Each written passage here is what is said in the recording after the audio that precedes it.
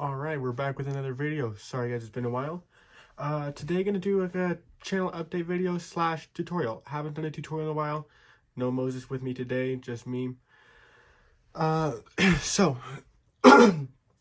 sorry again for lack of videos this year. It's been pretty busy. Moved end of last year, so it's a little harder to do stuff with Moses now, but do still have big things planned for the future.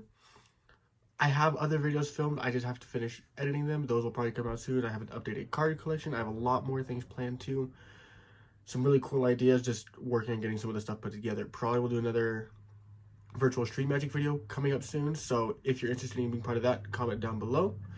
This year though, we did hit 100 subscribers. Thank you to everyone who has subscribed. As of the time of recording this, we're up to 103 subscribers. So hopefully this next year, we'll be able to pump out some more content for you guys and get that number moving up.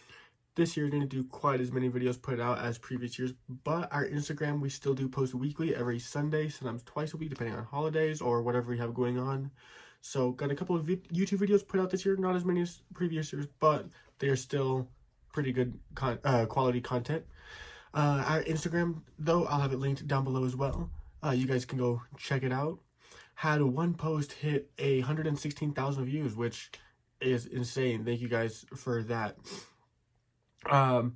Definitely learning new things. If there's any tricks off of there that you would like a tutorial for, let us know, and we'll add it to the list of tricks to teach. Today, though, I'm going to teach a different type of trick. So this is one of the first ones I've ever learned. I first learned magic 10 years ago this year, as of September. So right now it's December, so a couple months off, not quite the 10-year anniversary, but 10 years as of this year. I learned card tricks from my uncle. So he showed me 3 card tricks. It was a Sunday afternoon. I only remember 2 of them. One of them we taught before as the first trick I've ever learned, and then now this one. The third one I don't really remember what it was. But so he showed me 3 tricks. But at the time I was homeschooled, so I didn't really have anyone to show them to.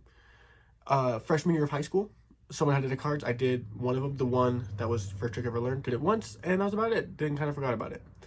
And then my sophomore year of high school, so let's see, 6 years ago now, 7 years ago, I think it was 6. Someone behind me in one of my classes had a deck of cards and showed me a magic trick. I told them I know a magic trick. The only one I was able to remember at the time was the first trick I learned, which, again, we have the tutorial for that. I'll leave it linked down below so you guys can check it out. Or as an end card or something, one of the sides. So, showed him that trick, and he thought it was really cool. Asked, do you know any more tricks? I said, nope, but I'll learn some. And refreshed my memory, relearned this one. Learned it in a couple different ways, which I'll show you those ways in this video. But yeah, so kind of wanted to dedicate this video to my uncle. He did pass away about 2 weeks ago, so this is to honor his legacy, what he's taught me in this craft I've been able to enjoy and practice. I wouldn't say perfect, I'm not very good yet, but I'd like to get there. Over the past 10 years, definitely has left an impact. So hopefully with this trick, it will leave an impact on you. Personally, this isn't one I use in my repertoire. It just doesn't fit with my personal performance style. Not to say it's not a good trick or that it won't work for you. It still is a good trick. We only want to teach quality content on this channel. Nothing that isn't practical or doesn't end up getting a good reaction. So nothing like, no cheap tricks type of thing. So without further ado, we'll get into the tutorial. Alright, so I will be using the Orbit V8 edition playing cards. Take out all of these extra ones. So you can do this with a borrowed shuffled deck.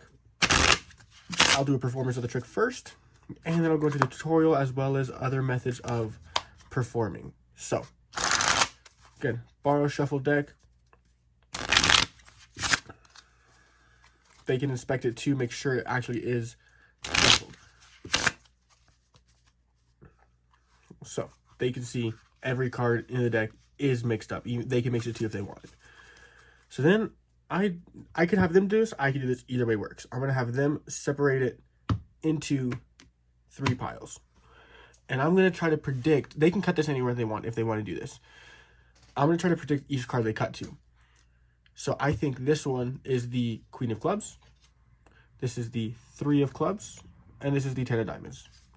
So we have the Queen of Clubs, the 3 of Clubs, and the 10 of Diamonds. Works every single time. pretty simple to do, quick and easy. So the way this works is it's a key card trick. And key cards are pretty simple. The premise of it is I'm memorizing one card position, either the top card or the bottom card. So for this one, I'm memorizing the top card. In showing them all, they're all mixed, I'm memorizing the top card. So in this case, Jack of Diamonds. Another thing you do is, for practice, you can put a specific card there so you can remember it. For example, the Ace of Spades. That tends to be one pretty easy to memorize. So we can put the Ace of Spades on the deck, and if I'm shuffling, I can keep the Ace of Spades on the top. So I'll do it with the card face up so you can see. I just riffle that card last in the shuffle. So I can keep it on the top so I know what it is. Alright, when they separate into 3 piles, or you separated either one, I know this top card is the Ace of Spades. But I'm not going to let them know I know that. I'm going to say the Ace of Spades is here. And I'm going to pick this card up. I don't show it to them. I look at it, it's the 7 of Spades. So I say, this one is the 7 of Spades. And I pick it up and I look at it. It's the Queen of Hearts. I say, this is the Queen of Hearts. When I know it's the Ace of Spades. And all you do is you organize the cards. So Ace of Spades, 7 of Spades, Queen of Hearts. And they're pretty mind-blowing. You can do this one over and over again, and it still gets great reactions. So this is the way I learned it. This is the way my uncle taught it, and hope you guys enjoy. More advanced version or slightly different just performance coming up right now. All right, so this is a more advanced version of the same trick. A little bit more advanced, a little bit different.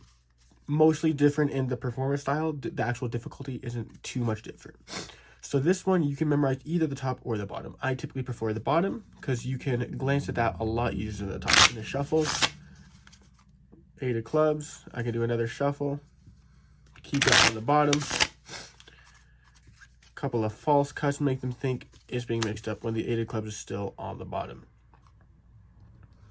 So this one, though, I'll go through the cards. So I'll do the performance first.